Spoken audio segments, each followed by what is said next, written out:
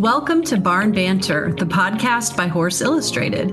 Each month, we bring guests to educate, entertain, or inspire you as you pursue the horsey lifestyle, plus an adoptable horse with a unique story. I'm Susan Friedland, an equestrian author, blogger, and speaker with a soft spot for off-track thoroughbreds. You can find me at my blog, saddleseekshorse.com, or on Facebook or Instagram at saddleseekshorse. And I'm Holly Kakamis, editor-in-chief of Horse Illustrated and Young Rider magazines. You can find us at horseillustrated.com, youngrider.com, and Horse Illustrated and Young Rider on Instagram and Facebook. Hey, Holly. Welcome to our July episode. It's sizzling where I am recording here outside of Chicago. Is it hot in SoCal? It's pretty warm. I like the heat, so I'm not ever going to complain about being too hot. So I'm enjoying it. Summer is super fun, and I really can't get enough of it. I have on my desk here, I'll show you, and I'll describe it for our listeners.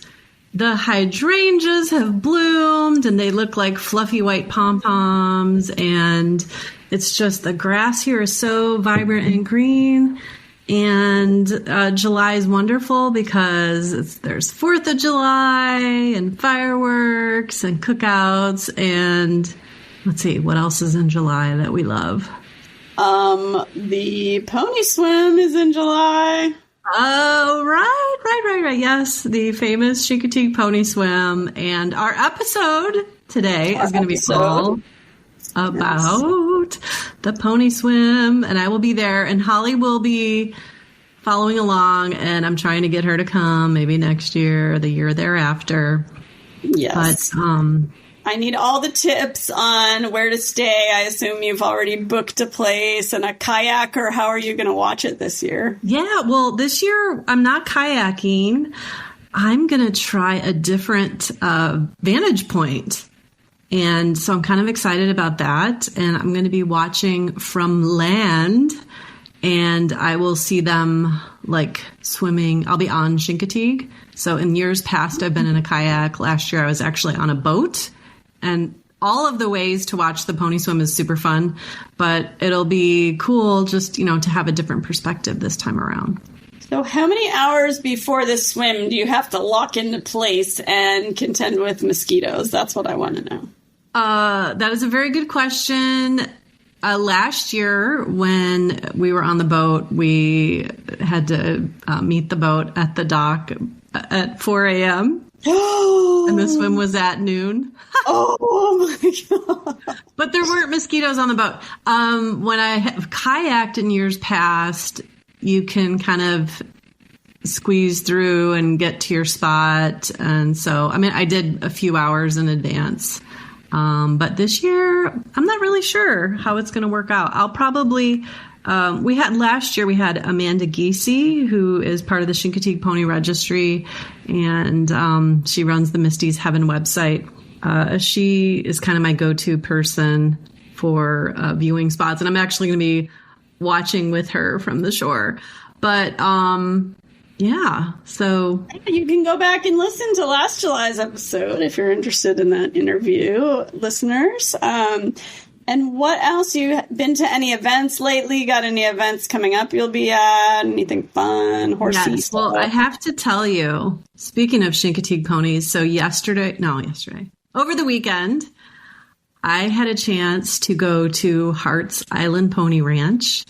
It is a boutique Chincoteague breeding operation near Rochester, Minnesota. And Rebecca Hart, we need to get her on the show, has 3 fillies on the ground this year. And one of them could sort of be a Misty doppelganger. Wow. And a cute little Palomino Pinto filly. And then there's another one that's a gorgeous bay and white. And she has a marking on her side that looks like the state of Minnesota. Oh, how funny. Yeah, and she's born in Minnesota, which Misty famously had a marking Marguerite Henry always referred to as like the map of the U.S. on her withers. But anyway, I just fell for this darling, flashy chestnut filly. Her Her barn name is Tina.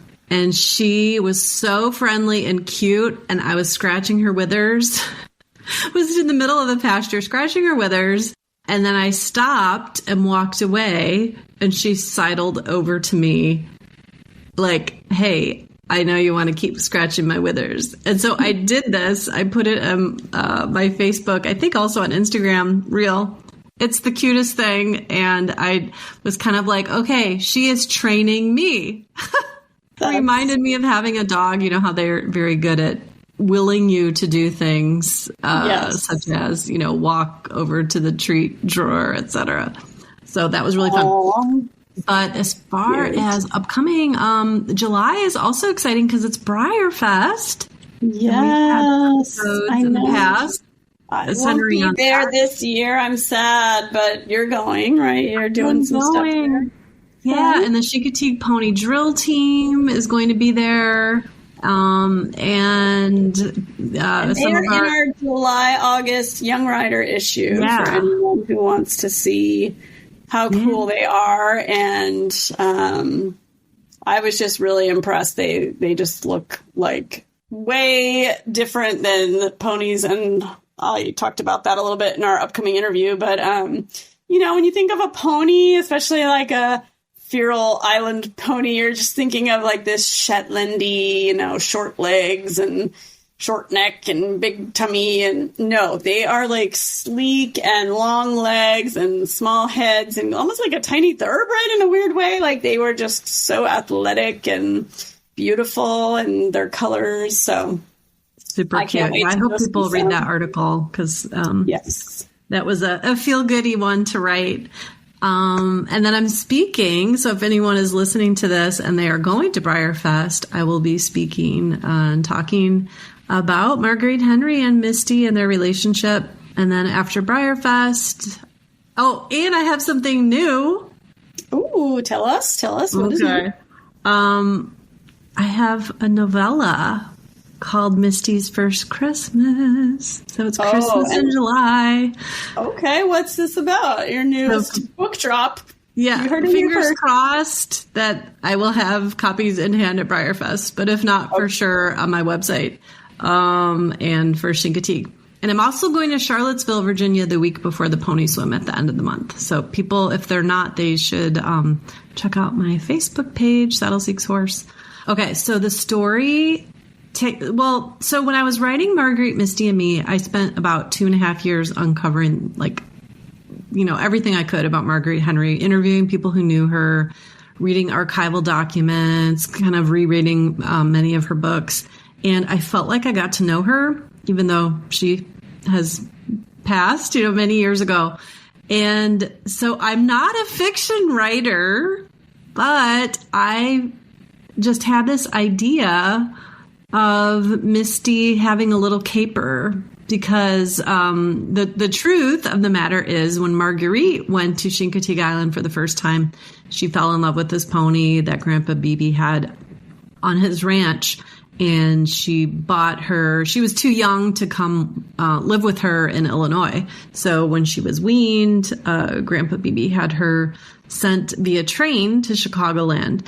So I, learned how to ride kind of in that same town of Wayne, Illinois. And so I can kind of picture the trees and, just like what the geography looks like. So I just wrote a little novella about Misty escaping from her stall and going on a little wintry adventure. And of course, Marguerite has to find her. Does she find her? I don't know. You'll have to read. And is this more targeted to adult readers, youth, all of the above? What's the audience? So, it's interesting you asked that because I kind of wrote it for me. And I am an adult. So, and also I used a lot of language like humdinger and, like kind of sayings that I could picture people from the 40s and 50s using.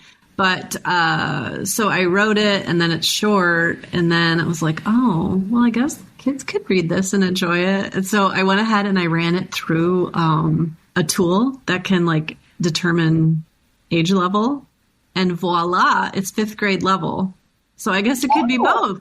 It could be for our young writer audience or, any kid at heart. Yeah, I feel like the young writer audience, which is right around that, like 8 to 15, they don't like to be talked down to. They don't want to read something that sounds like it's been dumbed down for kids. So if you wrote it like thinking this is, in your voice that you would want to read about, and it came out at 5th grade, it's probably like that, aspirational young reader, like, would love it at, any age almost that can pick up a book and read it, The cover's super cute.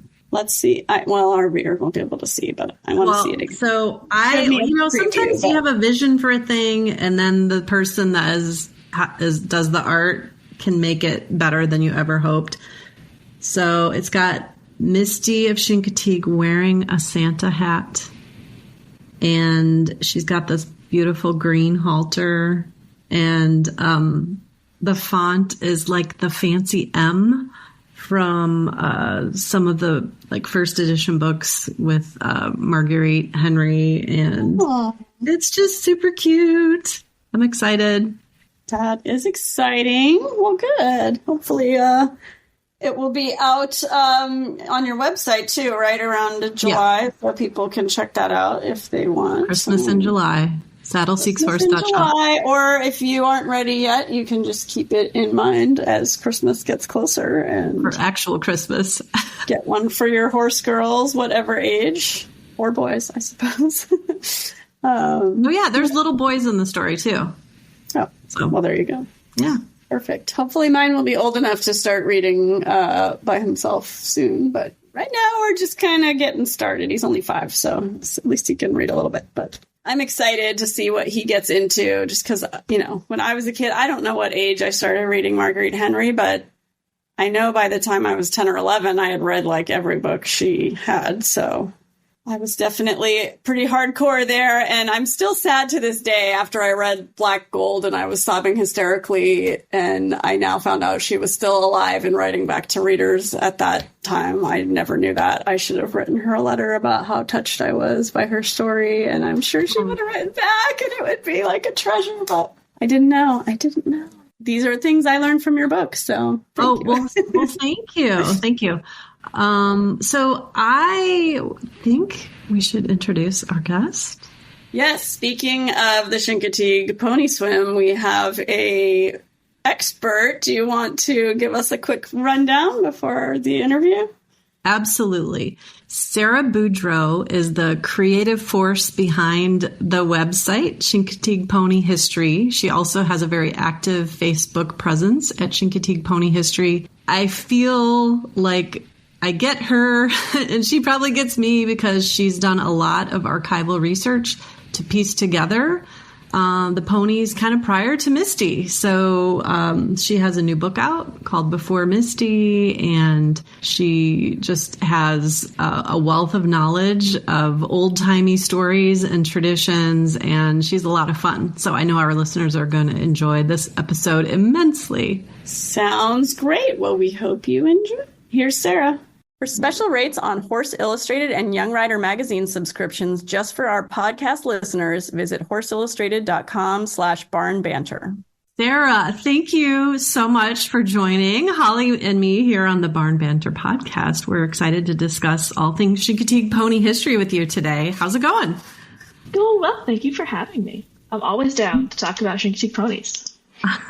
Well, you certainly know a lot, and I know that you kind of got hooked on the ponies through a family member. So I was just curious if you could take us back a little bit. So I believe it was your Aunt Kim that took you to Chincoteague when you were a little girl, and the rest is history. So share with us how that happened. Yeah, so when I was 7 years old, like many other 7-year-olds before me, I read Misty of Chincoteague, and I was immediately enchanted by it. I remember taking it off my bookshelf and starting to read, and then sitting down, and then reading, and I didn't even get up and sit in a chair. I just sat in front of my bookshelf and read the book. I was so enraptured by it. My Aunt Kim has been a horse person her entire life, and when I talked to her about the book, she told me what every little kid wants to hear when they read a book that they love. She said, did you know that it's real? There are actually wild Chincoteague ponies, and the pony swim is real. And she took me to both of our first pony penning in 2004. She brought home some ponies in 2005, 2006. And yeah, so what began as a book and a vacation has kind of grown into a lifelong passion for the Chincoteague pony breed. So I've been to every pony penning since my first in 2004, plus many other visits to the island. I've run a website called Chincoteague Pony History since I think it was 2018-ish. And then I recently wrote and released a book called Before Misty, Early Chincoteague Pony History, which describes the history of the breed through 1947 when Misty was published. Okay, I'm in the middle of your book right now, and I want to talk to you more about that in a little bit, but so far I'm really enjoying it, and I'm kind of laughing out loud at certain parts. So I really like your delivery, and, I'm passionate about history too, so I think it just, feeds my soul. It's like the things I love the most, horses and history and good, entertaining writing. But I'm curious to know, when you were at that first pony penning week with your aunt, and you were at the auction, did you get to have any say in which ponies, or can you share with us sort of what that experience was like? And I can imagine that it still maybe plays like a movie in your brain, because it's just so amazing. Yeah, no, I mean, I got to live like I said, every little kid's dream of picking out ponies.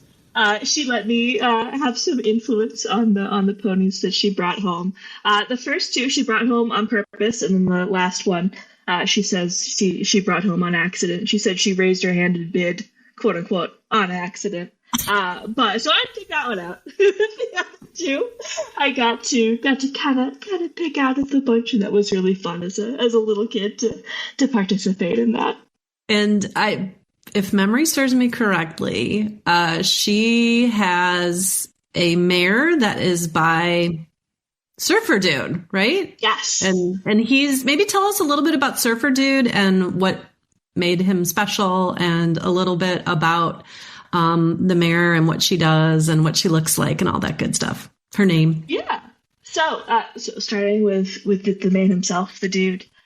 Surfer Dude was a Chincoteague pony. He was born wild on the island. He has some Mustang in him, and he was the most popular pony on the island for many, many years. He had this gorgeous, creamy white mane. He was a deep, chocolatey color, liver chestnut, and he had a half of a blue eye that kind of caught the light and sparkled just right.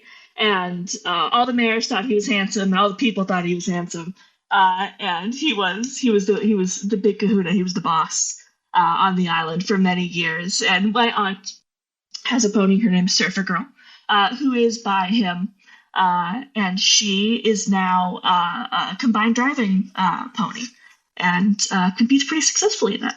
And your aunt is in Massachusetts, if I recall correctly. Yeah, I've seen pictures on Facebook. She's very pretty mare. And in your book, Before Misty, which congratulations, by the way, it is an undertaking to make a book come into the world, as I'm sure you know. So that's really very cool. But you lay out kind of the two main theories on how the Chincoteague ponies came to be on the island. And I was hoping you could walk us through a little bit of that. Don't give it all away, because we want our listeners to purchase the book and read it for themselves. But give us a little taste. Yeah, I'll give you the abridged version. The abridged version is that there are two main theories as to how the ponies came to be on the island.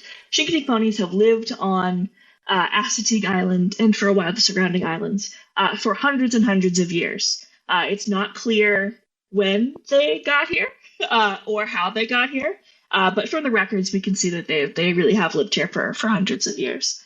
So there are two main theories. There's the fun theory and the boring theory. The fun theory is the theory that is been kind of handed down as a legend through the generations for many, many, many decades. And that is the theory that the ponies arrived on the island through a Spanish galleon that had wrecked upon the shoals outside of Assateague. And while the ship went down, the ponies that were aboard as cargo swam to shore, and they've lived there ever since. That has been the most popular theory. It's a great story.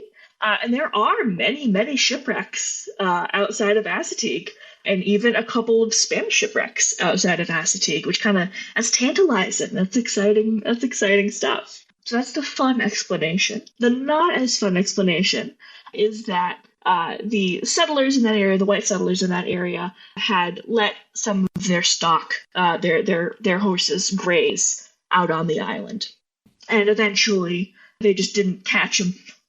And those ponies became wild and evolved into the Chincoteague ponies we know today. The island of Assateague was not actually technically an island until 1933, when a hurricane destroyed one of the tips and cut it off from the mainland. So it's possible in that way that horses that were let loose had kind of made their way over to the island. But that is sort of like I said, the less capital R romantic theory of the ponies going into the island. Well, I love hearing the way you describe that. And I am curious if you have any favorite pony stories from days of yore that you've discovered as you researched. I know your website is very comprehensive, but maybe you can bring one or two to light for us. Yeah, so I think one that comes to mind that's like a much older story is a fun one from around the turn of the century. So I've in doing my research, I've come across lots of little tiny bits and pieces of stories and a bunch of tall tales. There's been a lot of things I'm like, I'm not so sure about that. I don't know if all the ponies eat fish as exclusively in their diet, for example. That was one little anecdote that somebody had in the newspaper, and I was like, well, that's cute, but no. And so this is another story that's kind of along those lines to me. This is a story, like I said, from around 1900 of a Chincoteague pony in Delaware who breaks out of, it's the dead of winter. He breaks out of his stall and makes a beeline for the ocean. So he crosses Rehoboth Bay, he gallops down to Franklin City, Virginia, he goes down to the wharf in Franklin City, jumps into the water, swims across the Sound, and swims to Assateague to join the wild ponies once more. And I looked at a map and I'm like, okay, that's 60 miles. How did he know which way to go? Whatever. And I don't, like I said, I don't know if I believe in that story, but I think that it does say something about how connected the ponies are to those islands and to the ocean, and how that connection has been true throughout history. Kind of bouncing off of that a little bit, one thing that has really surprised me, I think, in doing a lot of this research is that descriptions of the pony swimming. So the pony swim has been an official part of pony penning since 1925, which was the first modern iteration of pony penning. But for some 100 plus years before that, it was not necessarily a common happening to swim the ponies across the channel. So you can kind of imagine my delight to see all of these old newspaper articles and all these travel logs and books from years and years and years ago that talk about the wild Chincoteague ponies and how they are strong and natural swimmers, and descriptions of them swimming even before the capital P, capital S pony swim was even established. And to this day, the wild ponies on Assateague will swim and cut across the water to go graze in new places. It really is truly a deep part of their DNA. Maybe address that a little bit more in terms of the actual pony swim. What, how do they ensure that ultimate safety for the herd as they do their crossing to the delight of all the tourists and fans? Yeah, sure. So the pony swim itself is about the span of roughly 5 minutes or so. So before the ponies are even swum, if that's even right verb for that, they are assessed by a veterinarian. And ponies that the veterinarian deems unfit to swim across the channel are pulled kind of apart from the others, and they get trailered over. So they get the luxury treatment. So that's ponies who are too young, too old, too pregnant, to anything to successfully make the swim. they pull them over and they take them out and they trailer them across instead of having them swim. And that means that the ponies that do swim, they swim across successfully. And if anything kind of goes wrong, there are masses of saltwater cowboys in boats who jump into the water and grab and help them.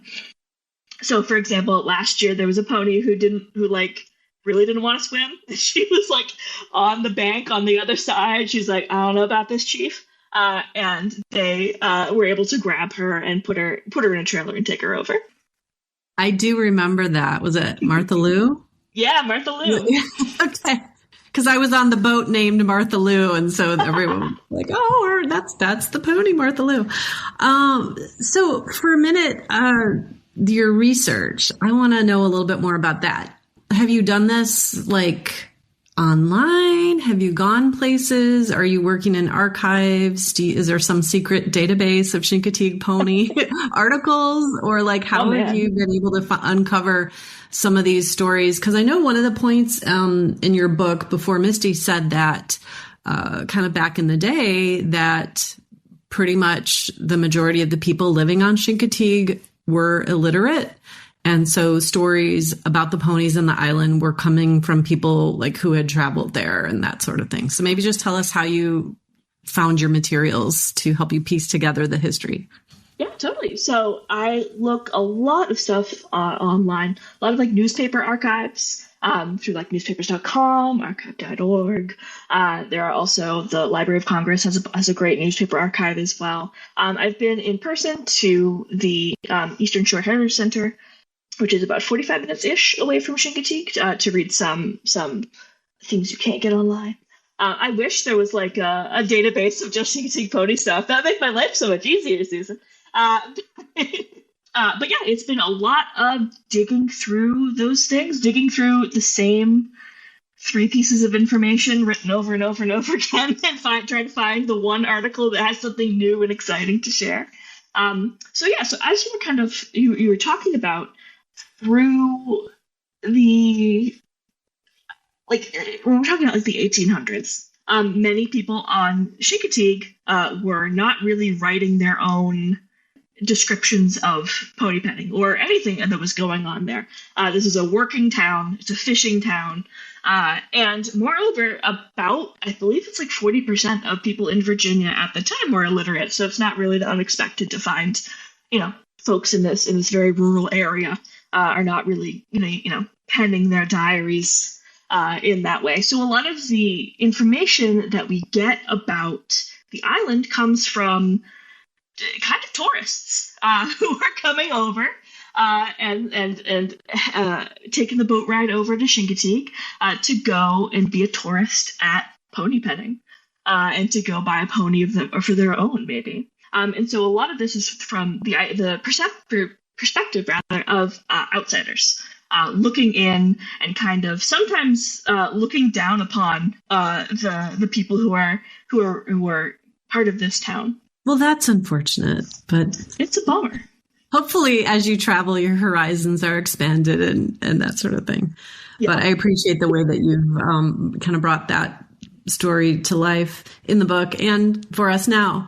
How would you describe Chincoteague and Assateague to someone who has never been there before? Like, give us kind of a feel for it if someone is yearning to go and they're not really sure. Like, you hear the terms if you've been a fan of Misty of Chincoteague, like, that it's an island or whatever, but what's the connection with the ponies, where they are, and maybe like just what it's like geographically? I think the geography is a big hurdle when it comes to explaining these things. So there is a very, very long barrier island called Assateague that is sort of facing the Atlantic. And then between Assateague and the mainland, there is a smaller island called Chincoteague. So Chincoteague is basically a really fun beach town. The tourism industry on the island has really boomed over the past 50 years or so, but it still maintains a lot of that kind of small town charm. Like I said, it's a small island. It's about 4 miles long. It's super well known for its seafood, in addition to the ponies. It's sort of a fisherman's paradise, a crabber's paradise. And it is the gateway to enjoying the ocean. And so you go over the bridge from Chincoteague to Assateague, which is a national wildlife refuge. If you're a birder like me, it's pretty heavenly in addition to the ponies. So there's a handful of trails. There's a lighthouse you can climb up most days in the on season. And then there's miles and miles of beautiful sandy white beach. And of course, the best part is that there are wild ponies who live there, about 150 adult wild ponies. So if there's someone else who shares your passion for ponies and birds, what would be some of the types of maybe unique birds that people might be able to see when they go officially to see the ponies, but then on the side they want to look at birds too? Ooh, that's a very good question. There's a great variety. Of course, I live in Massachusetts, which is much colder, so we get less of a variety, so I'm biased. But there's a lovely variety. Great place for, like, ducks. I was there in December of last year and got to see the snow geese. So imagine, like, 400 of these beautiful white geese in a huge flock flying around. It was amazing. I would recommend it for that. And I know they have the laughing gulls. Yeah. I don't know if that's their like true name or if that's just what they're called. That is okay. Yeah. Cause they really do sound like they're cackling at you. That's funny. Cackling at you as they steal your French fries. Oh yeah. I'm gonna keep an eye out for those little guys. So if someone would like to attend pony penning one day, I know this year things are kind of booked, but if they're planning in advance and they would really like to see the pony swim in person, what tips would you have for them? First, I would say that I hope you like mosquitoes, because the whole thing's on a march and they will pick you up and fly away. My recommendation would be to book everything early, so you don't have to scramble at the last minute. I would also like to say that the best way to see the pony swim itself is by boat or by kayak. So you want to make sure that you've got those reservations like super, super well in advance. And you want to make sure that you get there, you book early and you get there early for things. Pony penning is a lot of getting a good spot and waiting for several hours for a couple minutes of magic. Yeah, it reminds me a little bit of, actually the vibe. I've been to the Rose Parade several times when I lived in Southern California. And so if you don't have tickets, and are in the bleachers, you kind of camp out a bit to get a good spot to see the parade. And so definitely go early. Well, in the book, Misty of Chincoteague, there's this scene where Paul Beebe rides the Phantom in a race. I think it was the Phantom. And back in the day, during Pony Penning Week, they had pony races, and they don't today. So I was thinking maybe you could share with us sort of like how pony penning events from the past and maybe compare it with how it is today. Pony penning has always been like a huge, it's been a cause for celebration. It's been a reason to have everybody get together, eat a big meal, like have fun. And so for some, hundreds of years, it's been an opportunity to get together, hang out, have a good time, in addition to rounding up ponies and doing all of this. So 1925 marks the first annual Fireman's Carnival, which runs through July and overlaps with pony penning. The Chincoteague Volunteer Fire Company owns and manages the wild pony herd, and the Fireman's Carnival is one of their big fundraisers. And so, like, after the ponies swim to Chincoteague, they're herded down Main Street and they stay in pens at the carnival grounds before it's time for them to go home. And so, early, like, Fireman's Carnival kind of era of pony penning, they had boat races, they had baseball games, they had huge concerts, they had pony bronc riding, they had an event where people would try to catch greased hogs, which sounds like quite a spectacle. And again, getting together for these big, like, family-style, like, seafood dinners in the evening. Like you were kind of mentioning, so there used to be pony races at many, like, country fairs. And the Fireman's Carnival had one as well. So the track ran around the carnival grounds. And even though there hasn't been racing in many decades, part of that track is intact. And so you can see exactly where these folks were riding. One cool tidbit that I found was a newspaper article from 1949, so that was 2 years after Misty was published, which lists the winners of the races at that pony penning. It lists them as the real Paul Beebe and his pony Grey Cloud, and the real Maureen Beebe and her pony Nancy, they won that year. So I love finding that. Wow. So nowadays there are no races and there's no like greased hog catching, but there are carnival rides and there's carnival food with like a seafood twist, and there's this great like small town atmosphere, and there's ponies, and you can't get better than that. Yeah. So I played bingo last year. I didn't win anything. There's bingo. There is bingo. I would like to see the raffle. Okay, so my first year there, Sarah and Holly, I befriended a woman. We were getting out of our cars at the same time for the Monday morning beach walk. And it's dark because, like, you got to get there early to get a spot on the sand to see the northern herd brought down to the corrals. And it's a spectacular setting and scene. And anyway, we kind of kept tabs on each other throughout the week and met up and grabbed tacos and, hung out a little bit. And she told me how she got the raffle ticket for the King or Queen Neptune. And she said, she was not at all a horse person, had never read Misty of Chincoteague. She just heard there was a place that had this cool pony swim and drove from Atlanta by herself to see it. And so I was kind of like secretly like, please don't be the person to get the pony. Please don't get them. She's like, I don't know what I would do with that. And I'd be like, okay, this might not be good. But alas, she did not win. So are there other raffles beyond the one for the first pony to step foot ashore? Yeah. So, I mean, that's the one that I'm most interested in because there's a pony. So they raffle off the first pony, or the first foal to hit the shore after the pony swim. They call them King or Queen Neptune. And they do like a boat raffle. They do like all sorts of stuff. Quilts. Oh, you can very nice. Raffle anything. Yeah.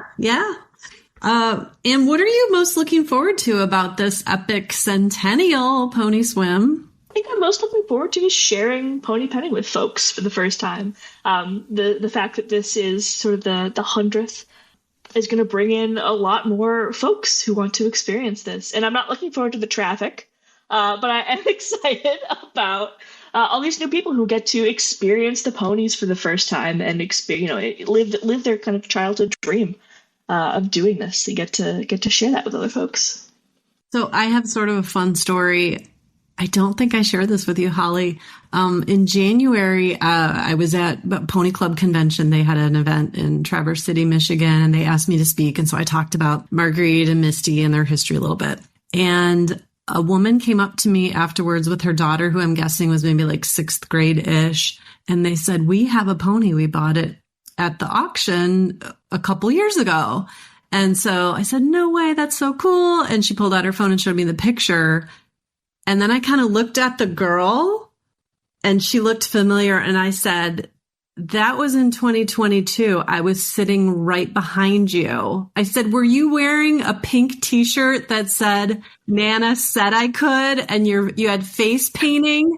Because I will never forget this moment. And it's a very emotional thing. I don't know if you get this way, Sarah, but at the auction, you see these people that are so excited. And it is like the fulfillment of a life dream that I'm getting like a little teary-eyed, a little sniffly, because I'm not bidding on a pony, unfortunately, but just to see the joy these people have. So I remember this little girl because she she was so cute and little and had little blonde, pigtails, was raising her hand. And then when she won the pony, she and her grandma, like everyone was cheering and hugging and so happy. And so I will never forget that. And I think I took not like I was a creepo, but like I was taking pictures of the ponies in the pen. And so I kind of looked through my phone and I had the arm or something because they really were ahead of me and that was them. And so it's a neat thing that is kind of hard to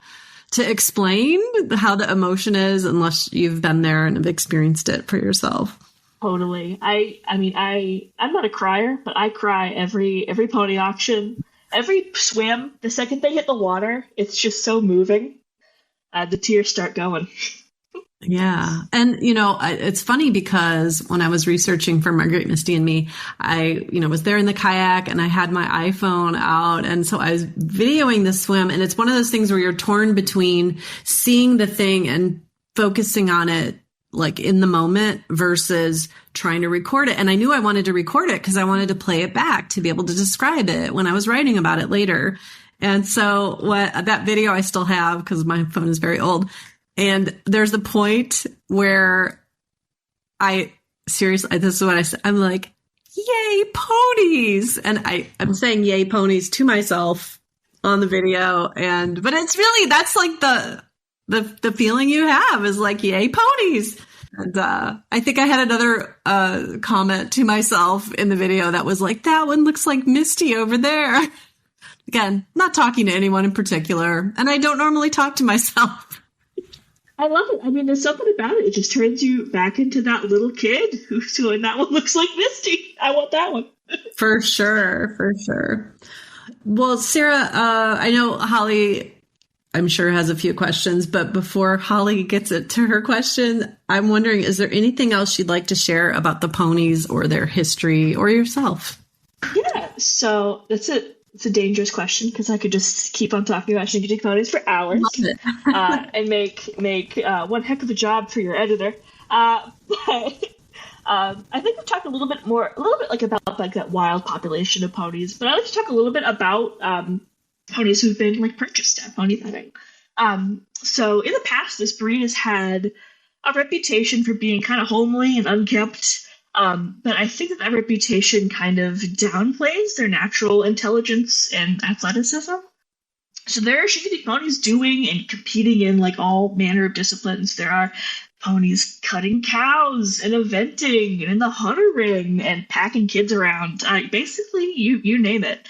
I mentioned this before, but like for example, my aunt does combined driving with her 3 Chincoteague ponies, and they hold their own against those fancy Welsh ponies in their division, And this is not a new occurrence either. Like in Before Misty, I read about these 2 outstanding show ponies who like absolutely cleaned up in pony jumpers in the 40s, like brought home all kinds of ribbons way back in the day. So I think they're kind of underrated as, they're cute and they're cuddly, and some of them look just like Misty.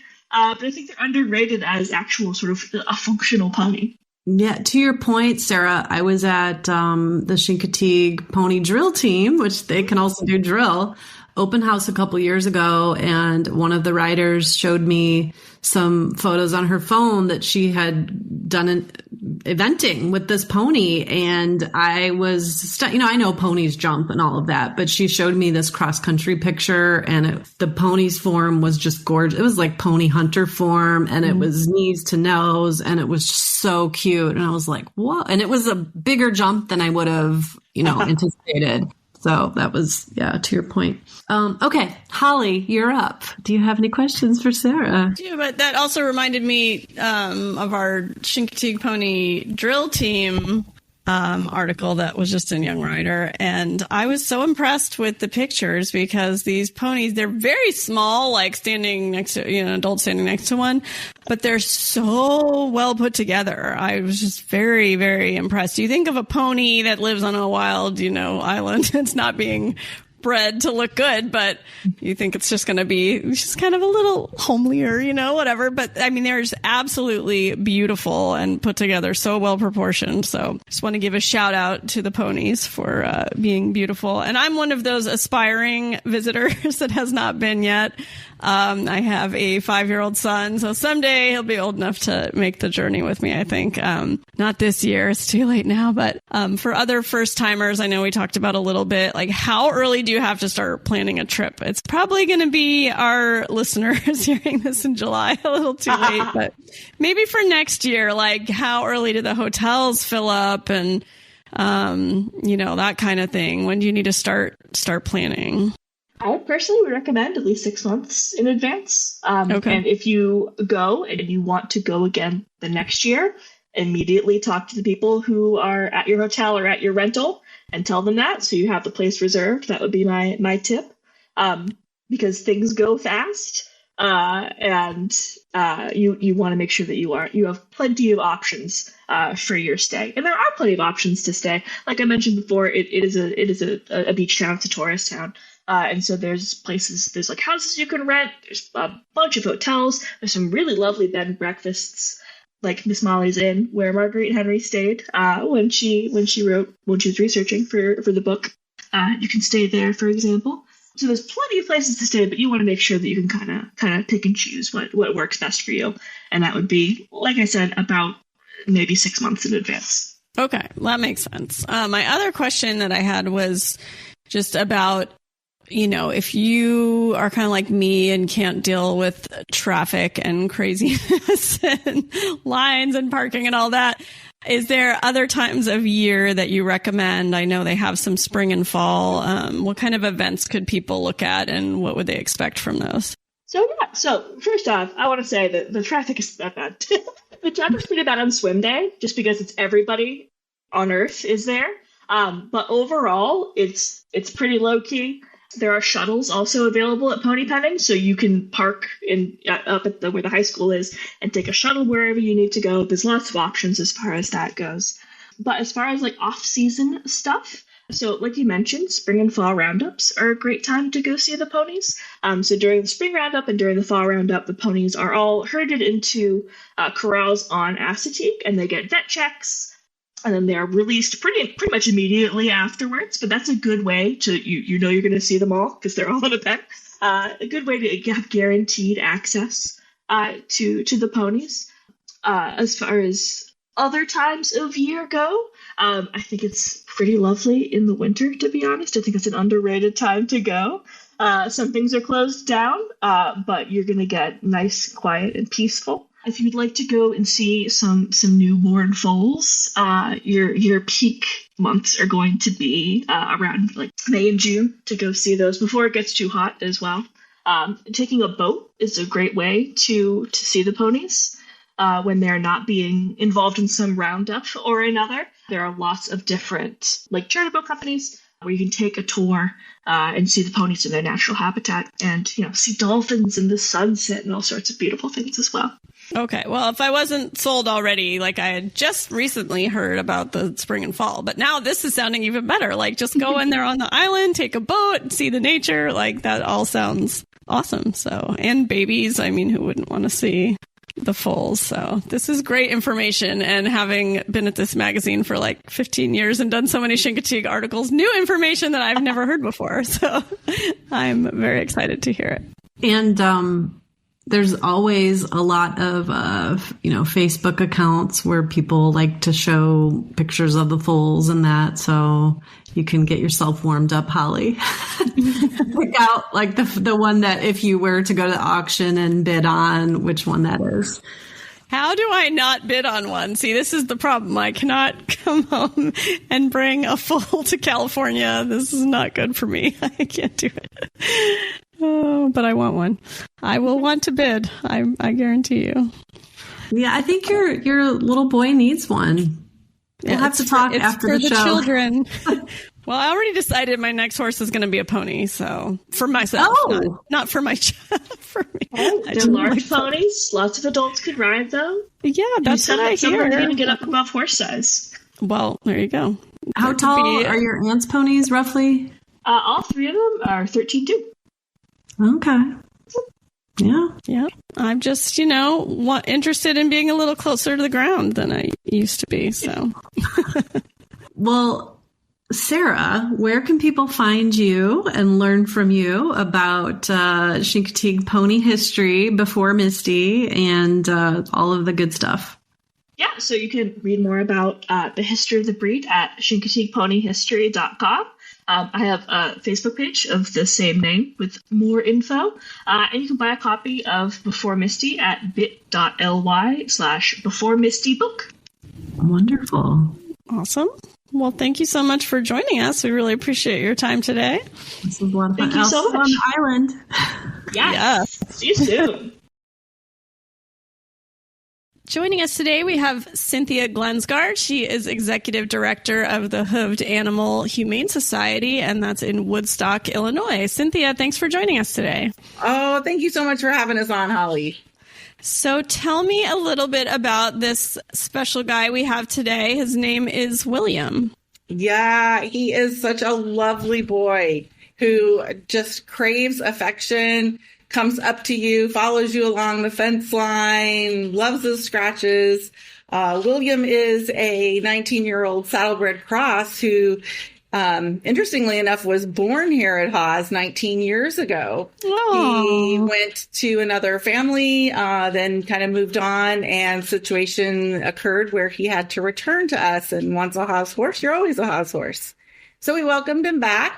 And we're now looking for that person that's going to welcome him into their lives today. So that's William, so cool. Yeah, it looks like I don't think I've ever heard a story like that where he started out with you and then has come back full circle. And it looks like he's done some, is it endurance riding? Is that what he's done? He did. Okay. He did multiple endurance races with his previous owner. And, yeah, he can no longer hold up to active work like that, but he absolutely loves, if you are looking for, I mean, he's really a pasture pal now, but if you are looking for a horse that you occasionally want to get on and go for, you know, a little 15-20 minute walk around your property or something like that, he is definitely your guy for that. He gets along well with other horses. His only caveat, I would say, is that if you have a double Dutch door, you need to close it. He might want to go out the window. He's just fine being stalled or in a pasture. He does both, but he might choose to be outside if you leave that top Dutch door open. Gotcha. And would you say in the pasture, right? Gotcha. And would you say he is suitable for like children, or is he too high energy, or what would you say his personality is like? Great question. He is looking for more of a intermediate handler. He would not be appropriate for children. He is he's not high energy, but he definitely looks to his handler for confidence. You know, we've had kids meet and greet him out in the pasture, you know, but these were, you know, like teenage kids, and they were experienced kids and that type of stuff. Probably not something that, you know, a teenager is looking for. It's really, you know, would he be okay in that environment? Absolutely. But I would say, you know, he's really, you know, an upward teenager and beyond horse, not young kids. Gotcha. And it sounds like he gets along well with other horses and likes the attention a lot. So that's always a good thing. He loves his neck scratches, and he really is a doll. You just walk by the fence, stand there for a second. He comes up to you. You walk along the fence line. He's right there. Yeah, he craves attention and is a really good boy. Like, you go to get on and walk around, and nothing seems to faze him out there. But you do need to be, I would say, even need to be a confident handler with him, because he may want to walk fast, and he may need to say, hey, slow down a minute. Yeah. Oh, I know the type. Yeah. Gotcha. Well, that sounds good. And then I just want to talk more about your facility. It's called Hooved Animal Humane Society in Woodstock, Illinois. And then would you say you are close to Chicago, or kind of give us a little bit of an idea of where it's located and what you guys specialize in, how many horses you have, that kind of thing? Yeah. So we are in the vicinity of Chicago. We're actually closer to the Wisconsin border. So we would be about an hour outside of Chicago. We tend to get people from, you know, Wisconsin and Illinois that are around us, that come out to visit for our farm tours and that type of stuff. So we've been around. This is our 54th year in existence. And we have about 34 acres on the property. And we, not only do horses, but we also have pigs or goats or that type of stuff. And in addition, we are approved humane investigators. So we are licensed through the Department of Agriculture. And if people see a horse that maybe they're not sure about the care of, or they have a concern, they can give us a call, and we go out and see what's going on and, help that horse get back on the right track, maybe. Or maybe it, was an unfounded call or something like that. Maybe somebody's like, hey, that horse is laying down. The horse is asleep. Right. It happens. It definitely happens. But, it's nice to know that you have a place that you can call if you are concerned, if you're an animal lover, and that's us. So, we have programs for children in the local area. We have got some riding programs, and we also have some programs for underserved children from the downtown Chicago area to come out and get to interact with a farm animal and see what it's all about. And so we're really enjoying exposing a whole variety of people to the joy of horses. And hopefully we bring some new equestrians into the equestrian community with our kids programs. That's our goal. That's fantastic to hear. I always love, any way that you can introduce kids to horses and, any sort of like agricultural lifestyle that wouldn't normally get to see that. I just feel like it has such a big impact. The stories that, we've published and run about that it's just really inspiring to see like kids just connect with horses. And so I love to hear that. Yeah, it's so fun. We do some great programs called Rescue Readers. We reached out to our local library. Kids can come in once a month and read to the animals. So it's helping them with their reading skills and, they're just giving them great interaction with animals and exposing them to something new. And then we, partner with kids that come out for like our Photos with Santa events and that type of stuff. So we have a lot of good programs for them to introduce them to horses and the great joy that they can bring in your life. Well, that's super. Yeah. And I love hearing Santa pictures. It sounds like a lot of fun too. I think that's a great idea.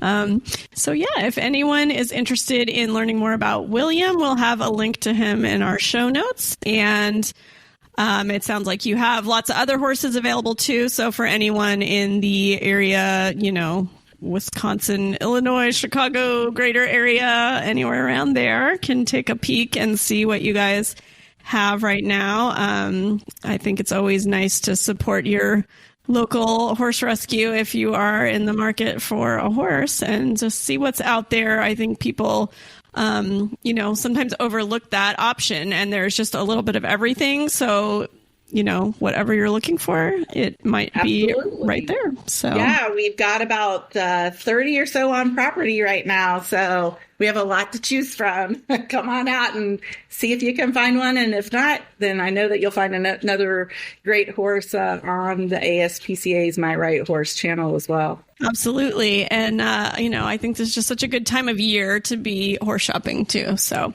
I would encourage anyone who's ready to take the leap. So Cynthia, thank you so much for joining us today. I really appreciate it. Thank you, Holly. You have a great day. Don't be shy. Show us some barn banter love by leaving a review, and you can tell all your friends too.